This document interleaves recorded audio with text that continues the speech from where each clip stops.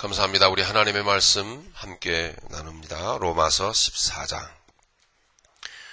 로마서 14장 1절부터 4절, 그리고 13절서부터 17절까지 함께 봉독하시겠습니다.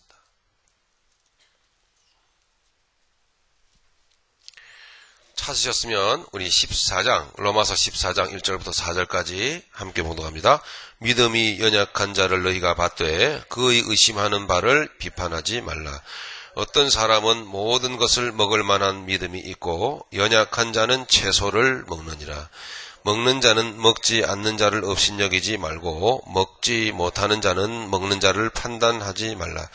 이는 하나님이 저를 받으셨음이니라. 남의 하인을 판단하는 너는 누구뇨? 그 섰는 것이나 넘어지는 것이 제 주인에게 있음에 저가 세움을 받으리니 이는 저를 세우시는 권능이 주께 있음이니라. 아멘. 13절부터 17절까지. 그런즉 우리가 다시는 서로 판단하지 말고 도리어 부딪힐 것이나 거칠 것으로 형제 앞에 두지 아니할 것을 주의하라. 내가 주 예수 안에서 알고 확신하는 것은 무엇이든지 스스로 속된 것이 없으되 다만 속되게 여기는 그 사람에게는 속되니라. 만일 식물을 인하여 내 형제가 근심하게 되면 이는 내가 사랑으로 행치 아니함이라. 그리스도께서 대신하여 죽으신 형제를 내 식물로 많게 하지 말라. 그러므로 너희의 선한 것이 비방을 받지 않게 하라. 하나님의 나라는 먹는 것과 마시는 것이 아니요 오직 성령 안에서 의와 평강과 희락이니라. 아멘.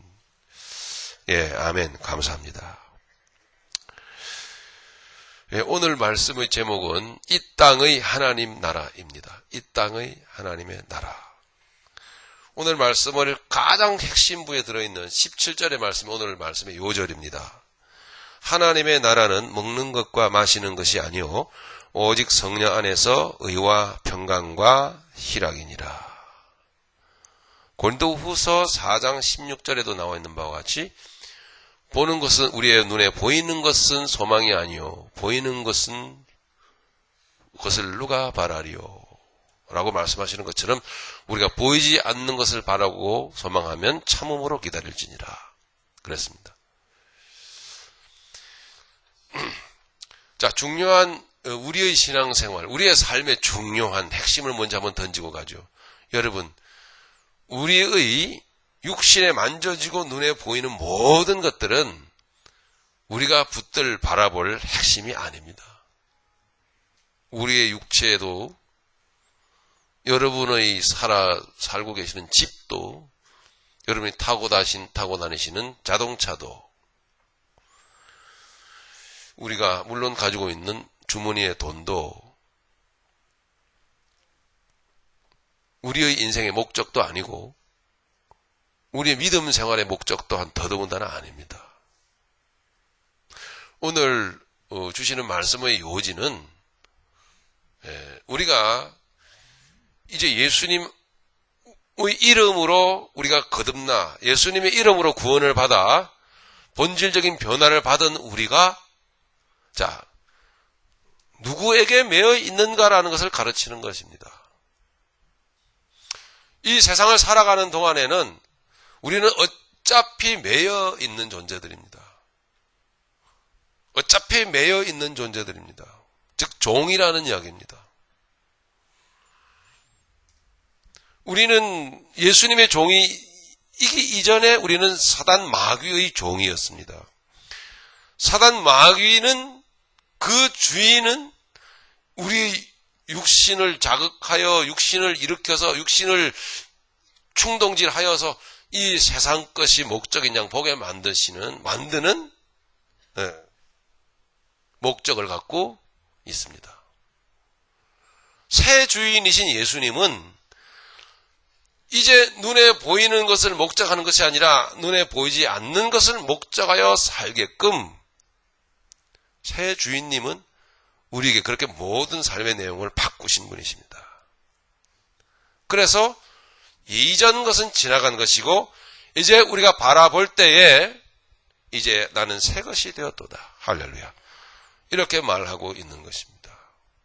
그럼 오늘 말씀을 통해서 너는 믿음 생활하면서 자 이제 얼마만큼 우리는 물론 완벽하다고 할 수가 없겠습니다만은 그러나 퍼센티지로 볼 때에 너는 얼마만큼 예전에 거짓 주인에게 붙들려서 그 주인이 보여주고 있던 모든 눈에 보이고 손에 만져지는 것들을 붙들고 있느냐 그것을 얼마만큼 내려놓았느냐 라고 말씀하시는 겁니다. 내려놓았느냐. 이것이 오늘 말씀의 요지입니다.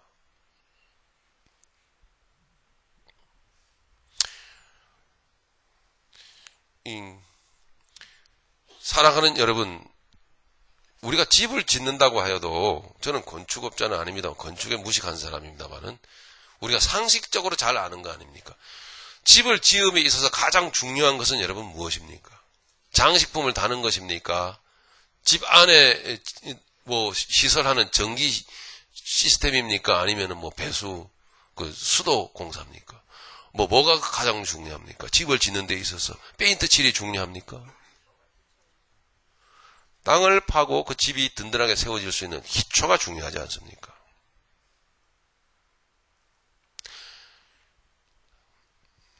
(7년) 혹은 (8년) 어간의 새벽교회에서 하나님이 제게 말씀을 주셔서 외치게 하셨던 그 외침의 요지는 간단합니다.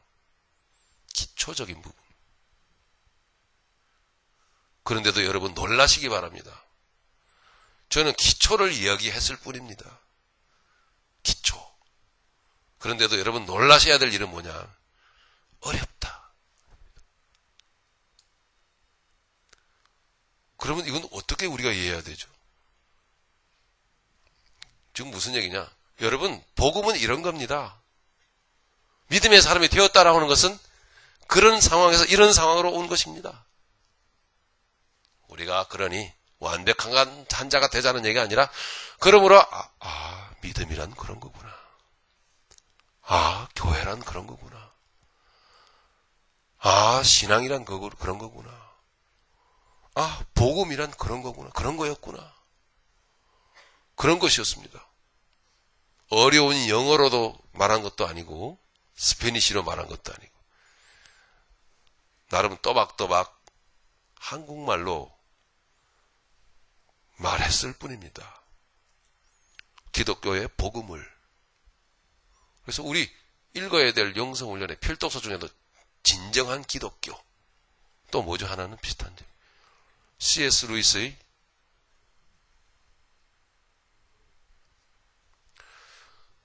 진짜 기독교. 어쨌든 뭐 그런 제목입니다. 진정한 기독교. 읽어야 될 필독서 중 2권이나 있습니다.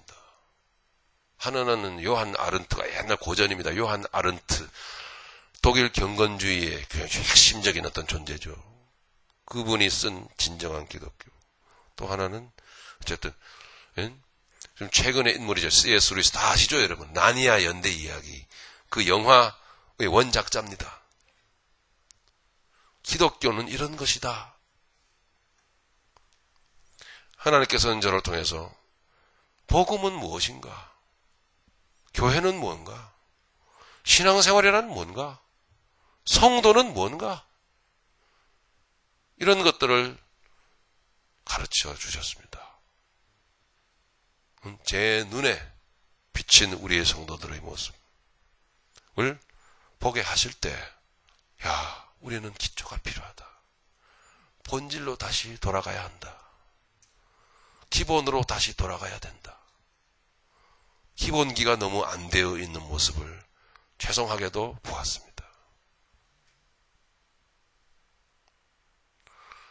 오늘은 하나님의 나라입니다. 어디에 하나님의 나라요? 이 땅에. 하나님께서는 우리를 저 머나먼 영원한 천국으로 인도하시기 전에 하나님께서는 예수 그리스도를 통하여 이 땅에 하나님의 나라를 이루시고자 하셨구나. 그래서 우리 예수님께서 너희는 이렇게 기도해라. 뜻이 하늘에서 이루어진 것 같이 땅에서도 이루어지이다. 할렐루야.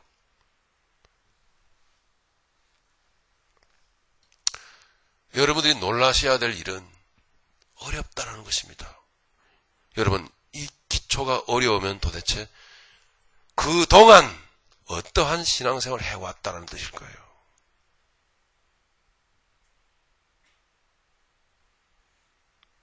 기초가 안 되어 있는 집은 무너집니다, 반드시.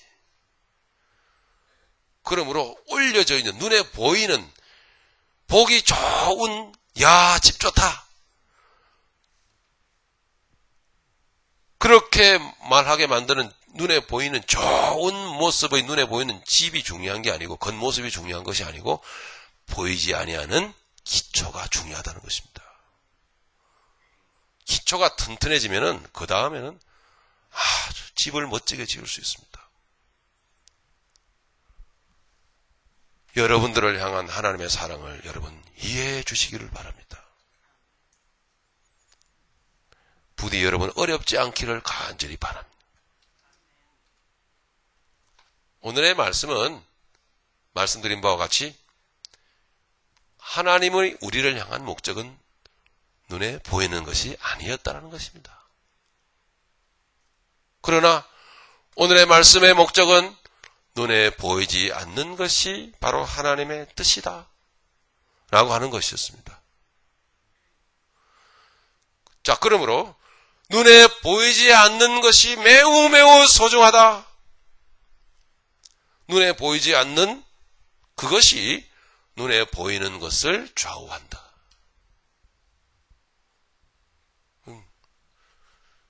이제 눈에 보이지 않는 것을 목적하여 더욱 우리는 확신을 갖고 달려가야만 합니다. 자, 이 정도로 하나님께서는 말씀을 하실 때 피곤하고 어렵다. 자, 만약에 이렇다면 여러분, 그동안의 여러분 신앙생활을 다 보이는 것을 향해서 달려갔습니다.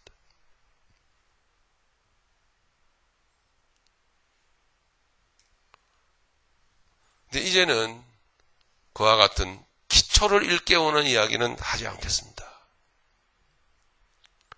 여러분들이 이미 다 아신다고 믿고, 이는 좀 더 그 기초 위에 이제 신나고 행복한 신앙생활을 우리 해갑시다. 할렐루야.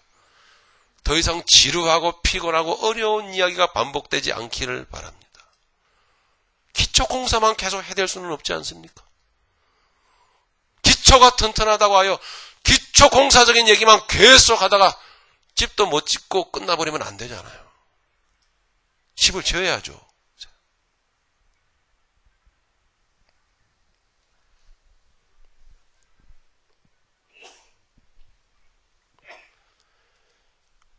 그래서 오늘 말씀의 핵심은 이 땅의 하나님의 나라입니다.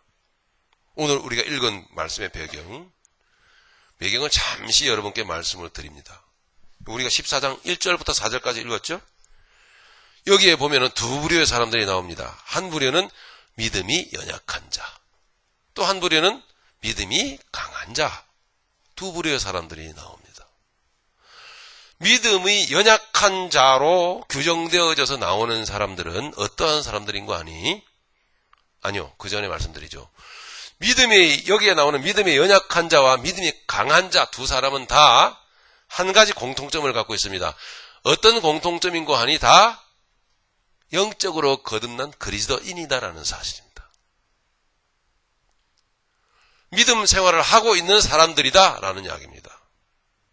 그런데 영적으로 거듭난 그리스도인 중에 믿음이 연약한 자가 있고 믿음이 강한 자가 있었다는 이야기입니다.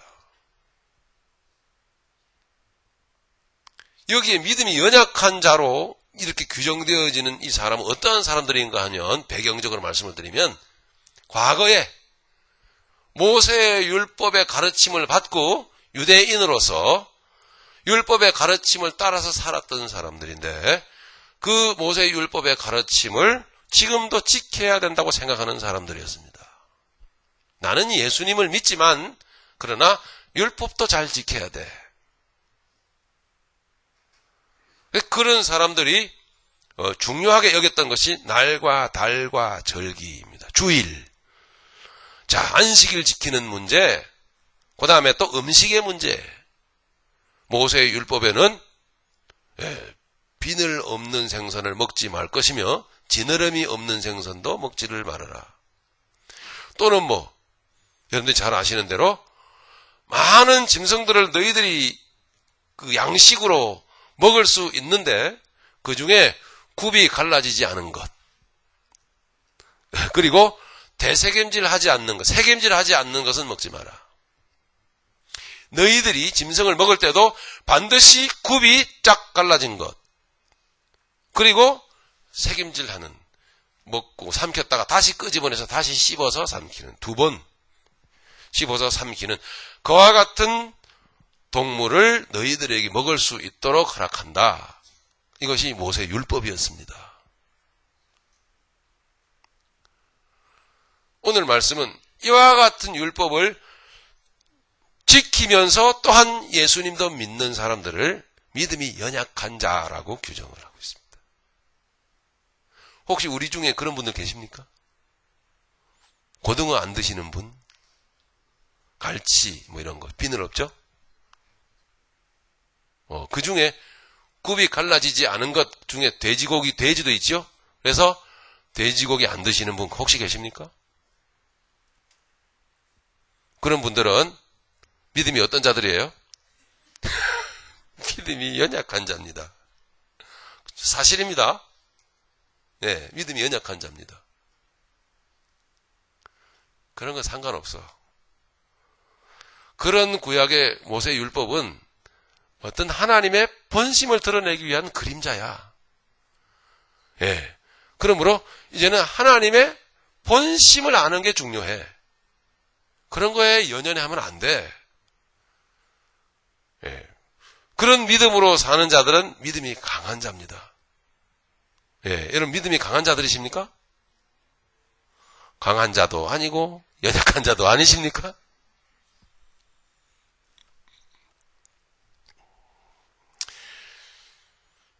이 로마 교회에 이런 문제가 심각했던 것 같아요. 그죠? 그래서 이 사도 바울이 편지를 썼어요. 정리를 해주는 거죠. 하나님의 뜻대로 정리를 하시는 겁니다. 네. 우리 15장 1절을 보시면은 확실히 믿음이 강한 자를 말씀을 하고 있어요. 15장 1절을 한번 보시죠. 자, 우리 같이 한번 읽겠습니다. 시작. 우리 강한 자가 마땅히 연약한 자의 약점을 담당하고 자기를 기쁘게 하지 아니할 것이라. 아멘. 여기 보면은 우리라고 말하고 있죠. 우리, 그리고 그 다음에 강한 자가 이렇게 말하고 있습니다. 여기 우리라고 말할 때는 누가 포함되어 있을까요? 사도 바울 자신이 포함되어 있는 거예요. 사도 바울 자신이 포함되어 있는 또 어떤 무리를 말하고 있습니다. 그러니까 뭐예요? 그거는 그림자라고. 율법을 붙들고 있지 마. 그건 그림자야. 완전한 하나님의 본심이 우리에게 드러나서 이미 우리에게 임하여 있다고. 그런 건 너무 얽매이면 안 돼. 라고 말했던 자가 바로 사도 바울이었습니다. 그리고 그와 함께하는 사람들이 있었습니다. 그래서 여기에서 우리 강한 자가 이렇게 말하고 있는 겁니다. 근데 오늘 말씀의 핵심은 강한 자가 어떠니 약한 자가 이런 사람이니 그래서 바꿔야 되느니 그런 얘기를 하는 게 아니고, 놀랍게도 믿음이 강한 자는 믿음이 연약한 자를 비판하고 정죄하지 말고 우습게 여기지 말고 에이 그렇게 하지 말고, 믿음이 연약한 자는 또한 자기가 옳다고 정죄 판단하지 말라. 여러분 야채만 드시고 철저히 율법적으로 여러분 잘 신앙생활 하시는 분들은 또 이렇게 막 그냥 괜찮아 뭐 마음대로 드시고 뭐 이러는 분들을 또 판단하기 쉽잖아. 그죠? 자기 기준에 맞춰가지고 그렇게 하지 말라는 것입니다. 자, 이것이 옛날 이야기가 아니고 오늘 우리에게 중요한 사실은 뭐냐면, 이와 같은 율법을 붙들거나 혹은 율법을 이미 이해하고 율법의 의미를 이해하고 이미 그 본질적인 차원으로 들어갔었어도 우리가 놓칠 수 있는 중요한 부분, 서로가 서로 간에 이 믿음이 연약한 사람들 하거나 아니면은 율법을 고수하고 있는 사람들은 율법대로 하지 않는 사람들을 판단 정죄하더라는 이야기입니다. 두 사람 다, 두 부류의 사람 다, 믿음이 강한 자나 믿음이 약하다고 생각하는 사람, 두 부류의 사람 다 놓치고 있는 부분이 있었으니 이 땅에 이미 허락하신 하나님의 나라를 놓치고 있더라.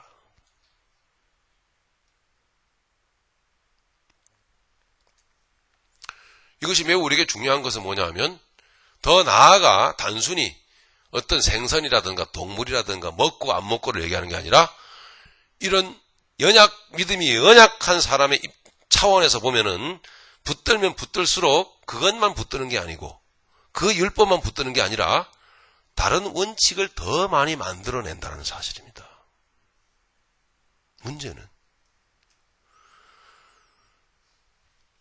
확실히 믿음이 연약한 부분이 연약하다고 말하는 것이 규정하는 것입니다. 율법을 붙드는 사람들을. 왜냐하면 그것만을 말하는 것이 아니라 다른 것들도 규정을, 원칙을 많이 만들어낸다는 사실입니다. 그런 위험성이 있다는 사실입니다.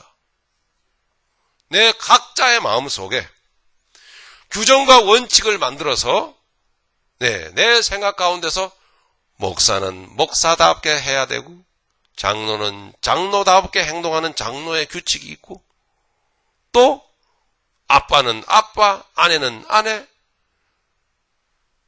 사회에 나가서 여러분 살아가는 모든 삶 가운데서 규정과 원칙을 더 많이 만들어내고 그 원칙을, 여러분 그 원칙이 틀린 것이 아니라 옳죠. 목사는 목사다워야 되고 장로는 장로다워야 되고 또 아버지는 아버지다워야 되고, 그죠? 엄마는 엄마다워야 되고. 옳은데 중요한 것은 틀린 이야기가 아니고 그와 같은 원칙과 규례가 다 귀하고 옳은 것이지만 문제는 그 원칙과 규례를 우리가 감당할 수 없으면서 자기 스스로 하려고 한다는 사실입니다. 이것이 바로 연약한 자들의 약점입니다.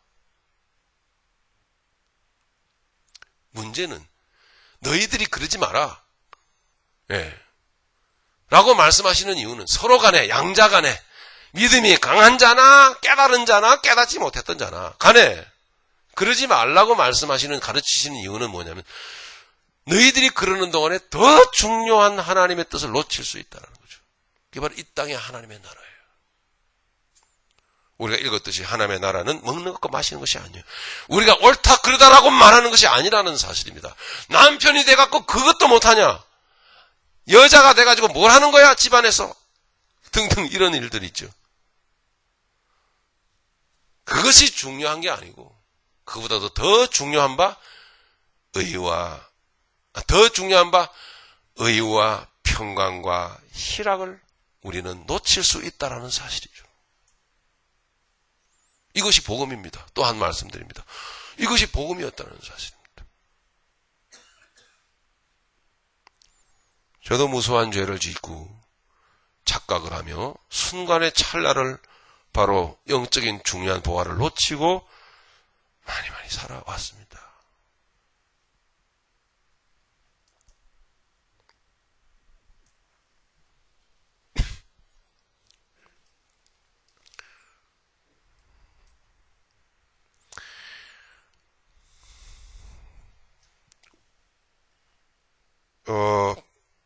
이 말씀의 배경을 조금만 더 잠시 한번, 우리 신명기 14장 안 읽었죠? 제가 말로 다 해가지고 읽었던 어떤 착각이 드네요. 우리 신명기 14장 우리 3절 한번 찾아보겠습니다.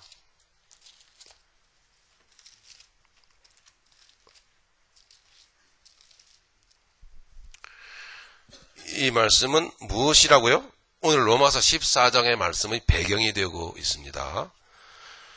자, 신명기 14장 3절을 3절부터 6절까지 보시면 너는 가정한 물건은 무엇이든지 먹지 말라. 너희의 먹을 만한 짐승은 이러하니 곧 소와 양과 염소와 사슴과 노루와 불그스름한 사슴과 산염소와 볼기 흰 노루와 뿔긴 사슴과 산양들 무릇 짐승 중에 굽이 갈라져 쪽발이 되고 새김질도 하는 것은 너희가 먹을 것이니라.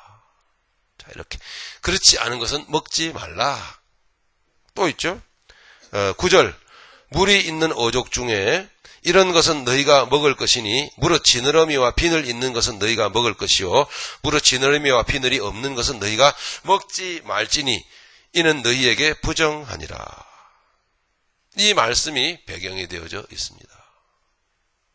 믿음이 연약한 자들은 예수님을 믿으면서도 이 모든 규례와 법도를 지켜야 된다고 생각했던 분들입니다.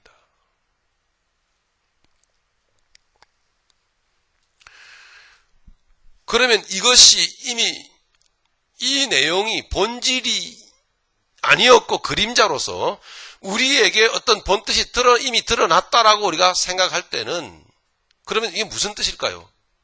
오늘 우리가 읽은 신명기 14장의 말씀은 무슨 뜻이겠습니까? 여러분 외우기도 좋네요. 로마서 14장은 신명기 14장. 그죠?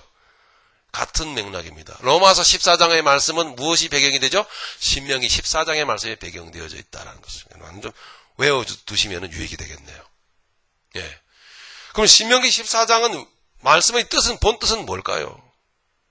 택한 백성들을 성결케 하기 위한, 택한 백성들이 성결케 되기 위한 하나님의 뜻이 이 안에 들어있는 것입니다. 택한 백성들이 그 존재가 본질적으로 성결케 되기 위한 뜻이 이 말씀 안에 들어있는 것이죠. 그러니까 택한 백성들이, 택하심을 받은 백성들이, 구원받은 백성들이 무슨 비늘 없는 것을 먹어서 더럽게 되거나 혹은 굽이 갈라지지 않은 통굽이 된 짐승을 먹음으로 더러워진다거나 하는 것이 아니고 상징적으로 그림자적으로 우리에게 말씀하시는 것이라는 이야기입니다. 굽이 갈라진 것이라고 하는 것은 우리가 섭취할 때 무엇입니까? 영적인 것과 육적인 것을 분별할 줄 알아야 한다는 것입니다. 그것이 성결한 것이다. 삶 가운데 책임질한다는 것입니까? 무엇입니까? 생각하며 살아가는 사람이 되기를 원하신다는 것입니다. 생각하며.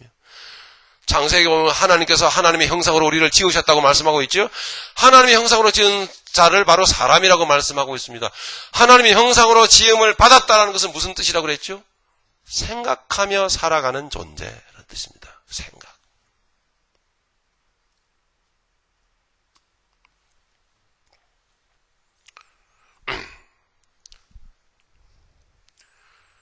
이 신명기 14장의 말씀이 확실히 개혁되어져서 본질적으로 이미 우리에게 이루어졌다는 것을, 그 확실한 사실을 히브리서 기자는 우리에게 분명하게 알려줍니다. 히브리서를 한 군데 더 우리가 찾아보도록 하겠습니다. 히브리서 9장 8절.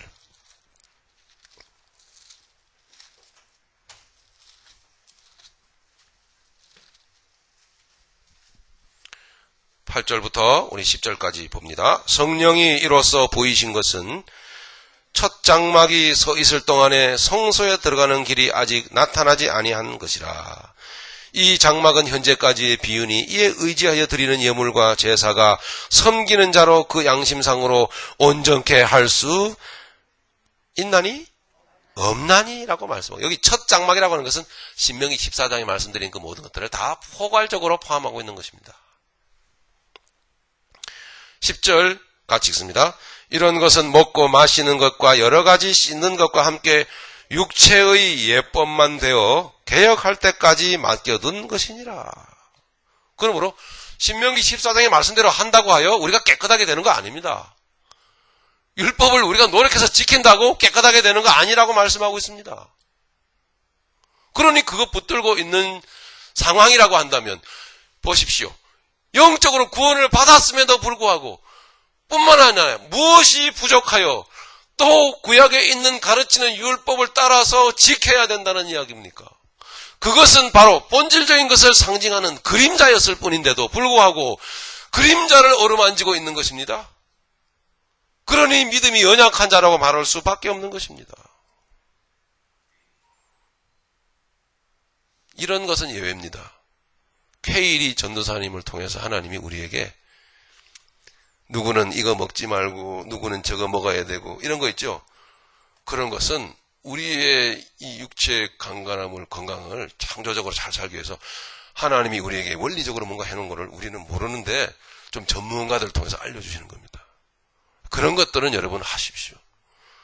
그런 차원에서 우리 아내는 돼지고기가 안 받아요. 그래서 안 먹어요. 그거는 율법주의가 아니고 그거는 이 하나님이 생물학적으로 각자 체질에 맞게끔 되어 있는 그 나름대로의 개개인적인 그런 상황이 있어요. 그걸 따라서 하시는 것은 여러분 좋은 겁니다.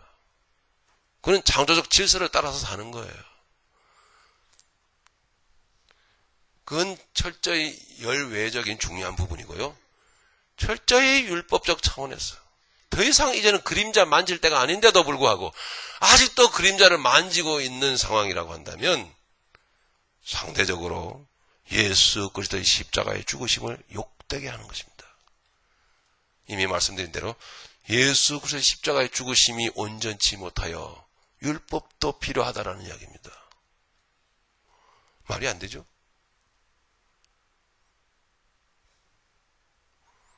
오늘 하나님께서는 히브리서를 말씀을 통해서 이 신명기 14장의 말씀을 해석을 해주고 계시는 겁니다.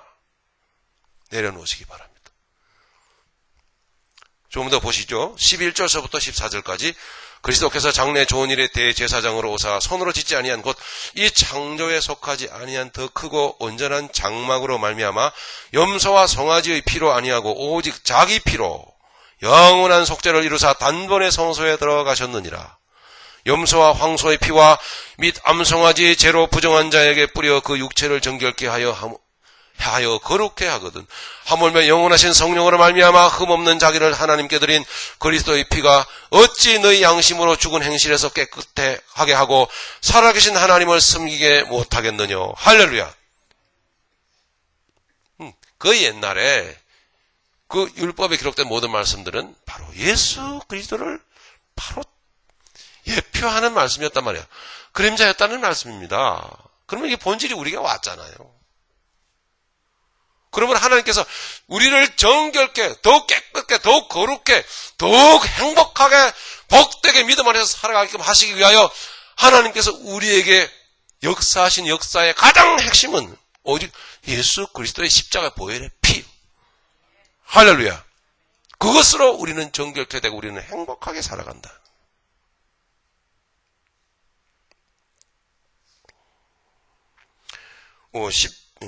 히브리서 10장 19절 한번 보시겠습니다. 히브리서 10장 19절. 그러므로 형제들아 우리가 예수의 피를 힘입어 성소에 들어갈 담력을 얻었나니, 성소에 들어간다는 것은 하나님 보좌 앞으로 나아간다는 뜻입니다. 그 길은 우리를 위하여 휘장 가운데 열어놓으신 새롭고 산 길이요 휘장은 곧 저의 육체니라. 또 하나님의 집 다스리는 큰 제사장이 계심에 우리가 22절 같이 합니다. 우리가 마음의 뿌림을 받아 양심의 악을 깨닫고 몸을 맑은 물로 씻었으니 참마음과 온전한 믿음으로 하나님께 나아가자. 아멘. 완벽하죠? 완전하죠?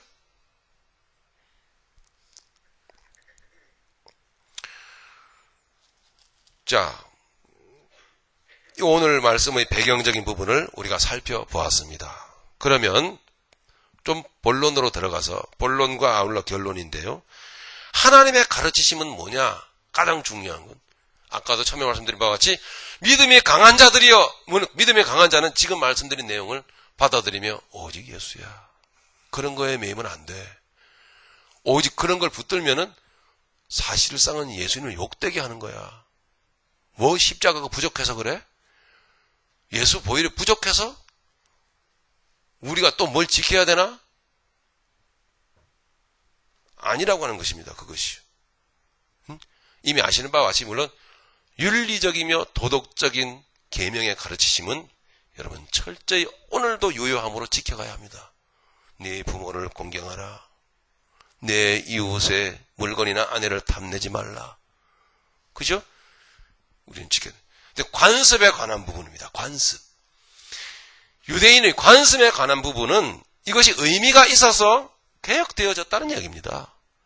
그것을 붙들고 있느냐, 이제는 내려놓느냐에 따라서 믿음이 연약하다, 믿음이 강건하다라고 이렇게 규정을 하고 있는 것입니다. 로마서 14장은. 네. 자, 이제 여러분, 믿음이 연약한 자의 입장에 있습니까? 믿음이 강한 자의 입장에 있습니까? 오늘의 말씀은 그것이 중요한 게 아니었고, 믿음이 연약한 자나 강한 자나 뭐가 문제라고요? 자기의 입장에 서가지고 판단 정죄한다는 사실입니다. 너 율법 어겼어. 믿음이 강한 자는 너 그거 붙들면 안 되네, 그런 걸 붙들고 있어. 에이, 응? 아직도 믿음의 핵심도 모르는 사람들 라고 비웃고만 있더라는 이야기입니다. 이 판단하고 비웃고 있는 동안에 가장 중요한 한 가지를 놓쳐버리고 만다는 사실을 오늘 가르치고 있습니다. 13절부터 한번 보시기 바랍니다, 여러분. 13절. 그런즉 우리가 다시는 서로 판단하지 말고, 이거 보십시오. 우리가 다시는 서로 판단하지 말고. 야, 문제가 있었죠, 그죠? 서로 판단하지 말고. 도리어 부딪힐 것이나 거칠 것으로 형제 앞에 두지 아니할 것을 주의하라. 이제 여러분, 그와 같은 판단과 여러분 정죄의 모든 의식은 주님의 십자가 앞에 내려놓읍시다. 할렐루야. 저도 그렇습니다. 제가 죄 많이 지었다라고 새삼 깨닫게 되는 것은 주의 복음이 얼마나 내게 확실하게 깨달아지든지 기초공사를 여러분에게 해드리기 위해서 여러분에게 외쳐 7, 8년 동안 외쳤는데 한 가지 사실 제 마음에요. 연약한 부분이 있었으니 하나님의 나라는 그것이 아니고 의와 평강과 희락이니라. 이게 내 마음 가운데 부족해요.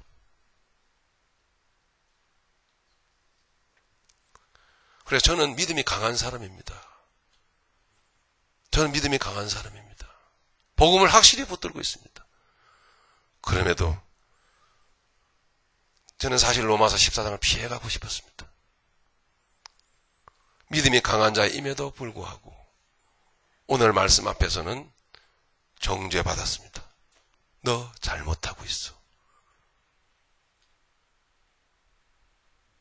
여러분들을 많이 판단하고 정죄하고 여러분들이 믿음이 약하다고 그저 소리만 질러댔던 저의 연약함을 사실적으로 많이 깊이 깨닫고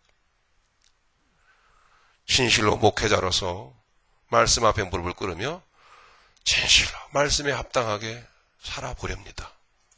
여러분 저를 위해서 기도해 주시길 바랍니다. 저에게 행하는 모든 삶에 하나님의 의와 평강과 희락이 넘치도록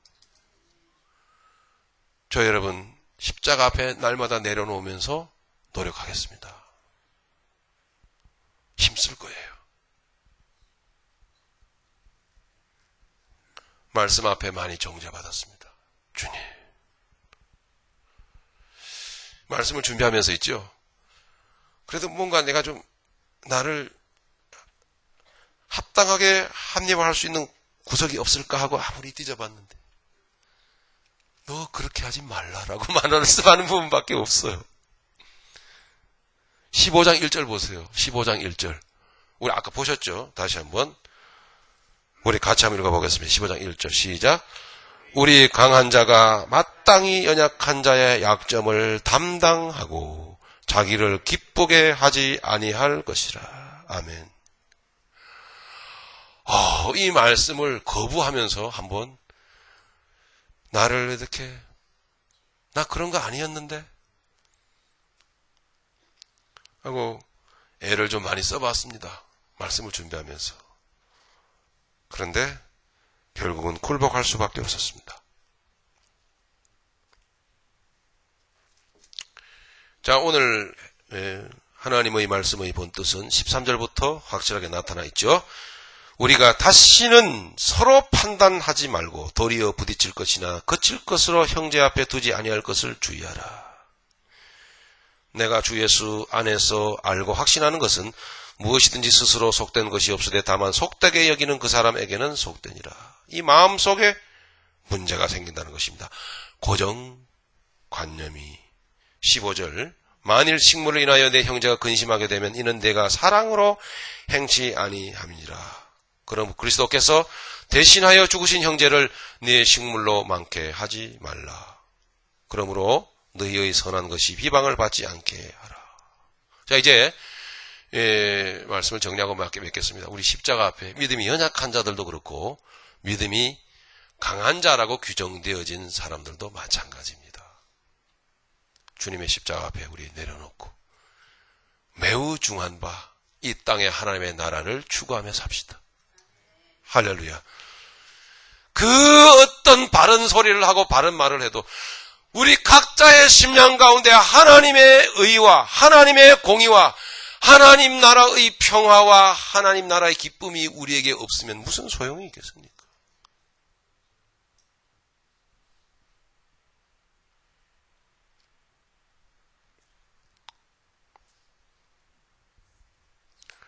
(14장 4절을) 보니까 남의 하인을 판단하는 너는 누구뇨? 그 섰는 것이나 넘어지는 것이 제 주인에게 있음에 저가 세움을 받으리니. 할렐루야. 하나님이 네가 판단하는 그 사람 하나님이 세우신다는 거죠. 네가 무언데 네가 주인 노릇을 하느냐.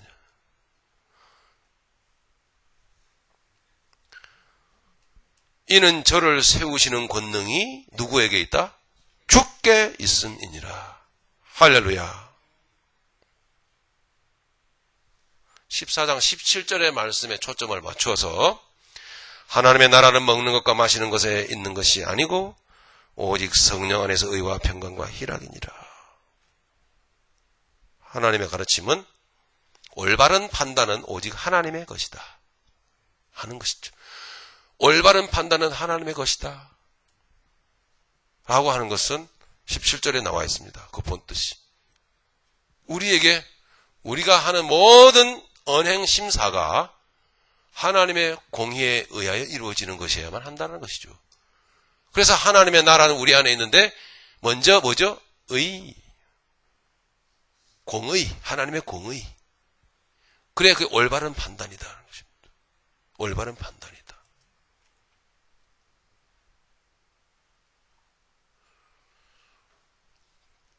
섣불리 지금 우리가 바라보는 그 사람이 지금 뭔가 올바르지 못한 삶을 살고 있고 지금 상황 속에 상황적으로 그래요. 그렇다 할지라도 하나님은 우리는 그 모습만 바라보고 아유 이봐요 그러면 안 돼요. 근데 하나님은 그거를 의미를 두고 과정적으로 그걸 허락하셨어요. 근데 그걸 몰라 우리는. 왜 허락하셨죠? 하나님은 많이 들으셨던 대로 과정이라는 것을 중요하게 여기신다. 과정이라는 것을 중요하게. 시금박 떨던 모세를 하나님이 그냥 딱 매가지 잡아가지고 너 왜 그렇게 살인이나 하고 그래? 그런다고 되는 일이야 그게? 뜯어고쳐! 모세가 예 반성하고 하나님이 일을 하게끔 하나님이 하실 수 있는 힘이 없었을까요? 왜 우리가 보기에는 쓸데없는 40년이라고 하는 미디안 광야 훈련을 하나님은 시간을 흘려보냈을까요? 과정. 우리는 쓸데없다라고 생각하는 거죠. 근데 하나님은 그게 중요해. 왜 그렇죠? 그 하나님의 훈련의 과정을 순종하며 믿음의 길을 걸어갈 때에 그 가운데 십자가의 길을 십자가를 짊어지고 하셨던 예수님이 나타나도록 하셨어요. 그게 중요한 거예요. 그 인생 가운데 예수님이 나타나도록 하는 게. 그게 과정이라는 것입니다. 두 가지 중요한 의미가 들어있어요. 지루한 시간 속에서. 말씀드린 첫 번째 한 가지는 그 시간 속에서 예수가 그 안에 드러나기를 원하셨고 그 땀과 눈물 속에서 또 한 가지는 우리에게 과정 속에서 우리가 걸어가야 되는 과정 속에서 하나님이 주시고자 하는 상급이 바로 그 안에 있다는 것입니다. 하나님은 사도 바울을 금방 돌이켜서 하나님의 이방인의 사역자로 쓰실 수 없었을까요? 하나님의 능력이 없어서 오랜 시간을 사도 바울을 다루시고 훈련해서 장장 13년이에요. 아주 중요한 포인트입니다. 사실은요. 조금 다른 얘기 같지만. 그러니 무슨 이야기였습니까? 우리는 그저 쉽게 판단을 하고 이렇게 그냥 결론을 내려버리는 죄를 범하는 거죠. 저는 7, 8년이 길고 길어서 아주 왕 짜증나는 시간이어서 성질만 부리고 그래요. 사람들 내쫓는 주범은 저였습니다.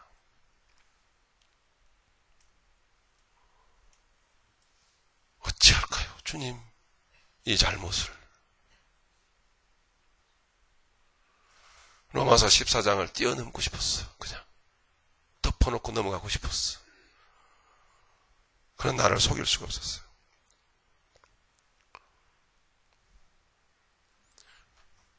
우리의 헛되게 보이는 시간 속에서 하나님은 여러분의 인생 가운데 예수 십자가에 짊어지고 가시는 고귀한 주님의 모습이 여러분 인생 가운데 드러나기를 원하셨고, 그리고 그 인생이 상급이 되도록 주님은 그래서 모세에게, 베드로에게, 또 제자들에게, 사도 바울에게, 요셉에게 그 헛된 듯한 보이는 시간을 하나님은 귀한 보화를 쌓는, 보화를 캐는 시간으로 허락하셨다는 사실이죠.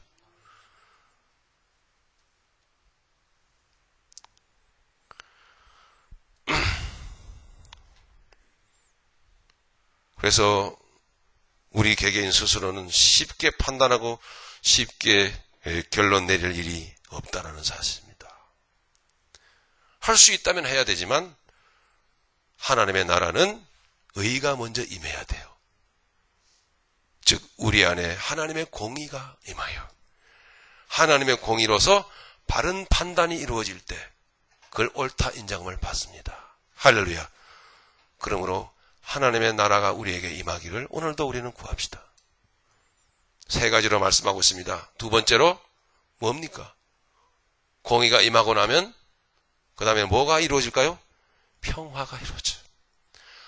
하나님께 주인권을 넘겨드리고 하나님의 공의 앞에 무릎을 꿇었으니 나는 책임이 없고 나는 편안합니다.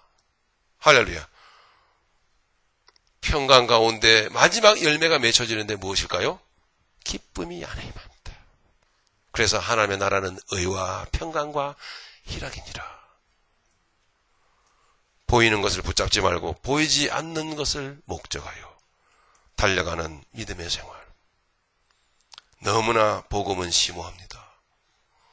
복음을 칼같이 송구스럽습니다마는 저같이 복음을 분명하게 잘 이해하고 깨닫는 사람 또 어디 있겠습니까?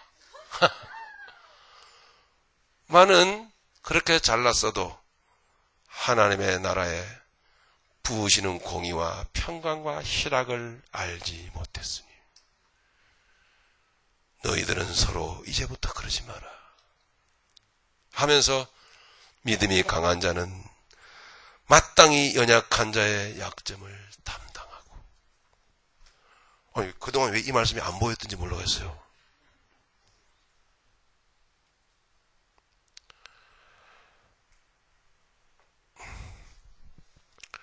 하나님의 나라의 신비로운 역사가 의와 평강과 희락이 내 마음 가운데 이루어지는 것이 하나님의 뜻입니다.